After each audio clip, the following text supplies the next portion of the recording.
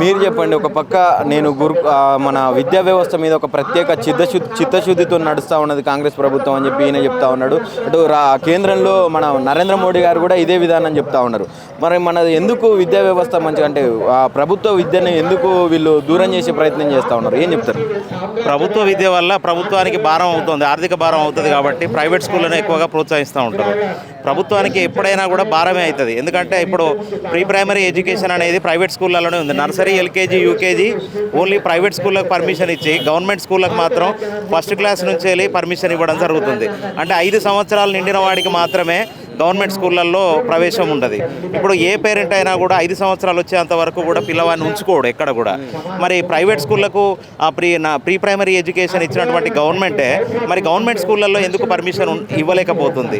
దీనికి ఎందుకు అనంటే ఇది ఒక్కటే కారణం మనకు కనబడతా ఉంది మేజర్గా. ఎందుకంటే పిల్లల సంఖ్య ఎక్కువైనప్పుడు, ప్రభుత్వ పాఠశాలల్లో పిల్లల సంఖ్య ఎక్కువైనప్పుడు ఆటోమేటిక్గా గవర్నమెంట్ మీద భారం పడుతుంది. కాబట్టి ఈ భారాన్ని తప్పించుకోవడానికి తప్ప ఇందులో మనకు వేరే విషయం ఏం కనబడట్లేదు. నిజంగా కూడా ఒక పేరెంట్ ప్రీ ప్రైమరీ ఎడ్యుకేషన్కు పంపిన పేరెంట్ నర్సరీ, ఎల్కేజీ, యూకేజీ ఈ 3 క్లాసులు ప్రైవేట్ స్కూళ్ళకు పంపి ఫస్ట్ క్లాస్కు గవర్నమెంట్ స్కూల్కి తీసుకొచ్చి చేస్తారా అంటే వేయడు. అందుకే దాదాపుగా గవర్నమెంట్ స్కూళ్ళల్లో ఎక్కడ కూడా నీకు స్ట్రెంత్ కనపడట్లేదు. మాకు కూడా ఎందుకనంటే ఒకటే, ఇవాళ నూతన ఎడ్యుకేషన్ పాలసీ అని చెప్పి తీసుకొచ్చారు.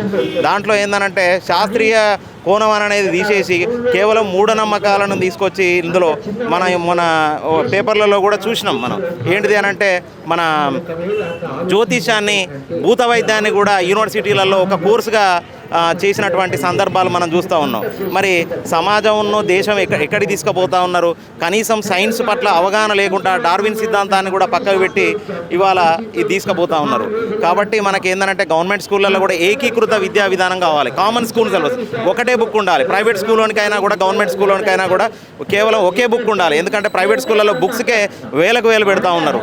మరి గవర్నమెంట్కు కనీసం ఒక 3 బుక్స్ మాత్రమే చదువుతూ ఉన్నాడు. ఇవాళ పేరెంట్స్ కూడా ఏం కోరుకుంటున్నారంటే ఎక్కువ హోంవర్క్లు, ఎక్కువ బుక్స్, ఫౌండేషన్ అని చెప్పేసి ఎక్కువ కోరుకుంటా ఉన్నారు. గవర్నమెంట్ స్కూళ్ళల్లో మనకు కేవలం వాళ్ళు ఇచ్చినటువంటి హోంవర్క్ చెప్పడం వల్ల పేరెంట్స్ ఏమనుకుంటారంటే ప్రైవేట్ స్కూల్ వాళ్ళు ఎక్కువగా హోంవర్క్ చేసుకుంటున్నారు, మా పిల్లలకి ఏది హోంవర్క్ అని చెప్పేసి. ఎందుకంటే పిల్లవాడి మానసిక స్థాయికి అనుగుణంగా గవర్నమెంట్ పుస్తకాలు రూపొందించింది.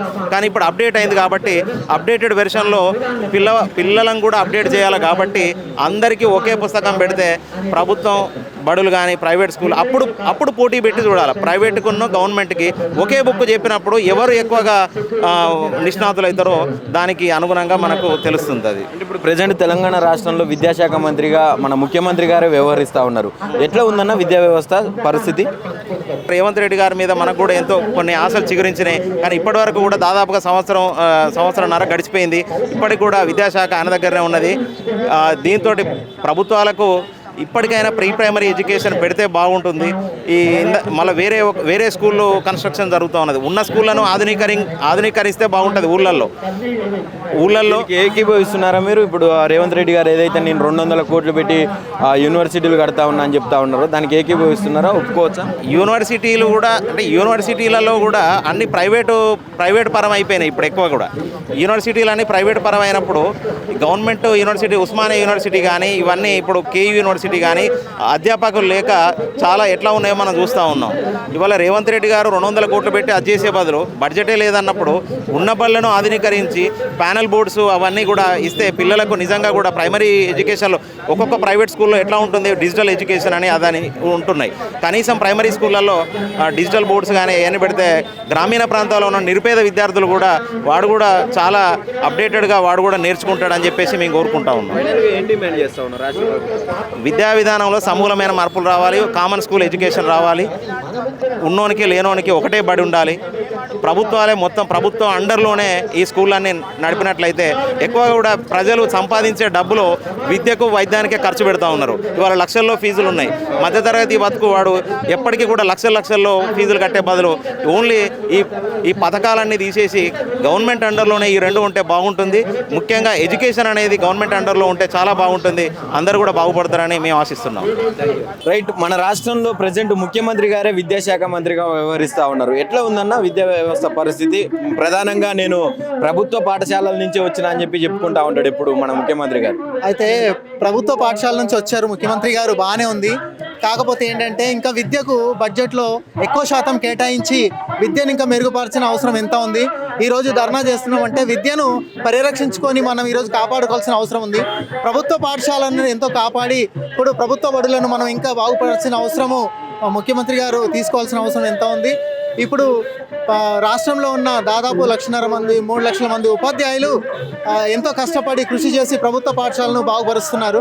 కాబట్టి కనీస మౌలిక వసతులు మనకు కల్పించి మరి ప్రభుత్వ పాఠశాలలను ముందుకు తీసుకెళ్ళి రాష్ట్రంలో ప్రభుత్వ బడులను ఇచ్చేసి అంటే ఫ్యూచర్లో ప్రైవేటు వ్యవస్థను మూసేసి ఎవరైతే ఉన్నారో ఉచిత పథకాలను కట్ చేసి ప్రభుత్వ బడులను చదివితేనే ఉచిత పథకాలు వర్తించేట్టుగా చేయాలి.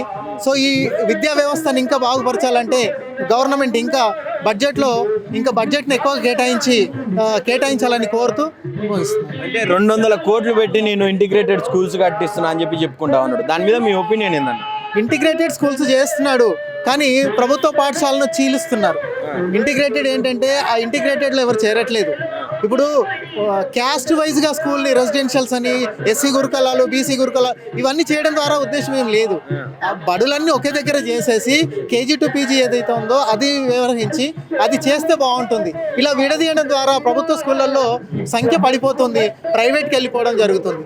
సో కాబట్టి దీని మీద ఇంటిగ్రేటెడ్ అనేది ఇంకా మనము కృషి చేయాల్సిన అవసరం ఎంతైనా ఉంది. ఒక పక్క నేను విద్యా వ్యవస్థని ప్రోత్సహిస్తున్నా అని చెప్తా ఉన్నాడు రేవంత్ రెడ్డి గారు.